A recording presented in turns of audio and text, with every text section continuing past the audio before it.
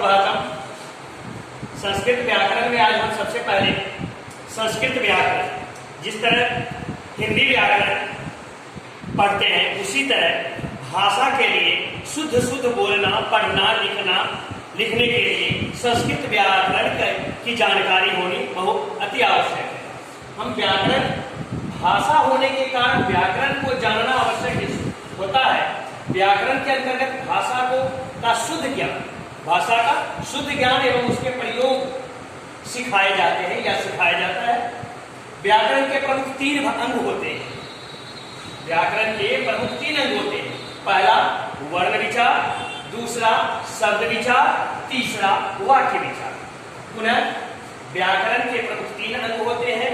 वर्ण विचार, दूसरा शब्द विचार, तीसरा वाक्य विचार। वर्ण विचार के अंतर्गत, इस भाग के अंतर्गत वर्ण विचार के द्वारा हम वर्ण, उसके भेद, संयोजन मतलब किसी शब्द का जोड़ना, वियोजन उसको अलग करना, तोड़ना, संयोजन और वियोजन, उच्चारण स्थान तथा संधि आदि को बताया जाता है। किसके अंतर्गत? तो वर्ण विचार के अंतर्गत। शब्द विचार, इसके अंतर्गत यानी शब्द विचार के अंतर्गत शब्दों का ज्ञान, उनके लिंग, वचन, पुरुष, लिंग जैसा आप जानते हैं, लिंग, पुल्लिंग, स्त्रीलिंग और नपुंसकलिंग यानी तीनों लिंगों, तीनों वचनों और पुरुषों, कारकों, समास, प्रत्यय और क्रिया रूपों के निर्माण तथा शब्द रूपों और धातु रूपों का विवेचन किया जाता है, बारीकी से बताया जाता है, समझाया जाता है, सिखाया जाता है। इसमें हम शब्द विचार के अंतर्गत जानते हैं। और तीसरा जो वाक्य विचार है, वह तीसरा वाक्य विचार में वाक्य विचार के अंतर्गत वाक्य रचना, वाक्य के प्रकार, वाच्य, निबंध लेखन, पत्र लेखन का विवेचन किया जाता है, बताया जाता है। ये वाक्य विचार के अंतर्गत आता है। अब है कि संस्कृत वर्णमाला, तो संस्कृत की वर्णमाला में कुल 48 वर्ण होते हैं। ध्यान से समझ लीजिए कि संस्कृत वर्णमाला में कुल 48 वर्ण होते हैं। यहां पर प्रश्न उठ रहा है कि ये जो 48 वर्ण होते हैं, वह वर्ण, हम वर्ण की परिभाषा अब बता रहे हैं कि वर्ण की भाषा की सबसे छोटी इकाई, भाषा की सबसे छोटी इकाई वर्ण कहलाती है। इसे अक्षर के नाम से भी जाना जाता है, इसे अक्षर भी कहते हैं। अब यह वर्ण भी 3 प्रकार के होते हैं। जैसा आपने पढ़ा होगा हिंदी व्याकरण में भी, स्वर वर्ण, व्यंजन वर्ण और अयोगवाह। वर्ण की परिभाषा पुनः रिवीजन कर रहा हूं। भाषा की सबसे छोटी इकाई वर्ण कहलाती है, इसे अक्षर भी कहते हैं। वर्ण 3 प्रकार के होते हैं, स्वर वर्ण, व्यंजन वर्ण और अयोगवाह। स्वर वर्ण,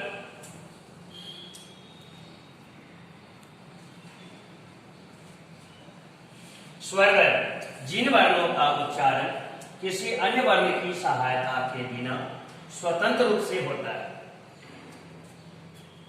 उसे स्वर वर्ण कहते हैं। जिन वर्णों का उच्चारण किसी अन्य वर्ण की सहायता के बिना स्वतंत्र रूप से होता है, उसे स्वर वर्ण कहते हैं। जैसे अ, आ, हर्षी, दीर्घी, हर्षो, दीर्घो, री, लिरी, ए, ओ, औ, ये स्वर वर्ण। दूसरा है व्यंजन वर्ण। जो वर्ण स्वरों की सहायता से बोले जाते हैं उन्हें व्यंजन कहा जाता है। जैसे क, हलंत, जोर, हर्षु। क्या बन गया? क, हर्षु, कारकु, ये व्यंजन वर्ण है। तीसरा अयोगवाह। जो न तो स्वर तथा न ही व्यंजन होते हैं, फिर भी संकेतों के माध्यम से उन्हें प्रकट किया जाता है, वे अयोगवाह कहते हैं। जो संकेतों के माध्यम से दिखाया जाता, प्रकट किया जाता है, वे अयोगवाह कहलाते हैं। जैसे अनुस्वार, विसर्ग, अंग और अह, ये अंग और अह यानी इसमें अनुस्वार का प्रयोग हुआ है और इसमें विसर्ग का प्रयोग हुआ है। ये दोनों अयोगवाह हैं। इस पाठ में संस्कृत व्याकरण के इस पाठ में हम इन्हीं विषयों को, इन्हीं बातों को ध्यान से याद कर लेंगे और इसके बाद जो अभ्यास दिया हुआ है उसको हम फिर से एक्सरसाइज को, अभ्यास को बनाएंगे। विचार व्याकरण के भाषा होने के कारण इसके व्याकरण को जानना अति आवश्यक है, ताकि हम उसके माध्यम से शुद्ध शुद्ध भाषाओं को जानने की अथवा प्रयोग करने के बारे में जान पाए। व्याकरण के अंतर्गत भाषा को शुद्ध, भाषा का शुद्ध ज्ञान एवं उसका प्रयोग सिखाया जाता है। व्याकरण के प्रमुख 3 अंग होते हैं। पहला वर्ण विचार, दूसरा शब्द विचार, तीसरा वाक्य विचार। वर्ण विचार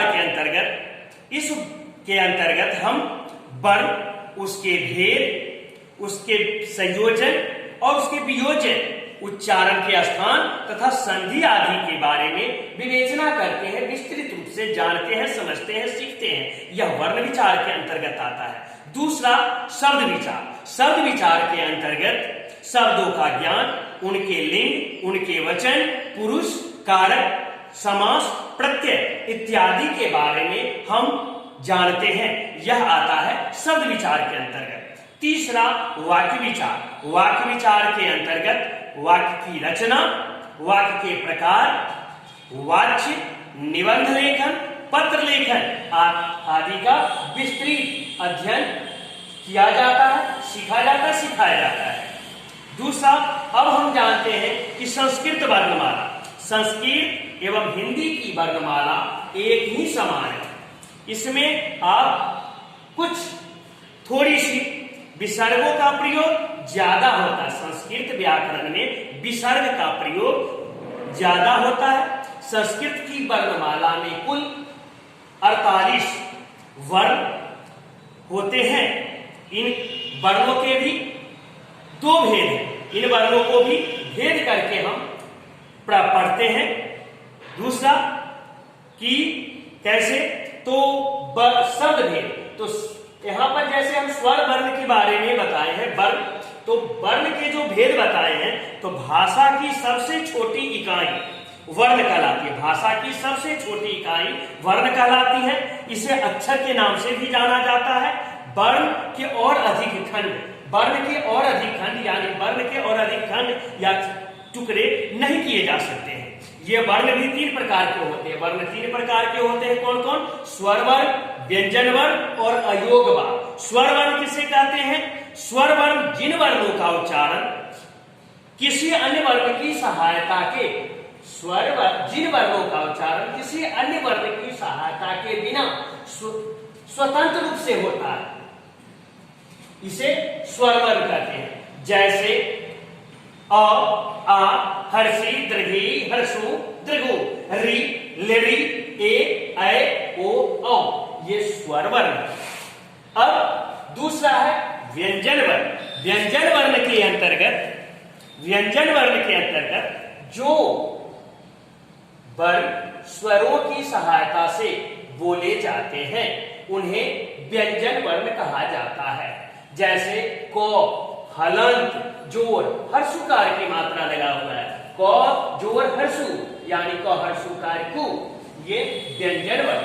तीसरा अयोगवाह। अयोगवाह के अंतर्गत जो न तो स्वर और न ही व्यंजन होते हैं, फिर भी संकेतों के माध्यम से उन्हें प्रकट किया जाता है, बताया जाता है, वे अयोगवाह कहलाते हैं। जैसे अनुस्वार और विसर्ग, ये अयोगवाह है।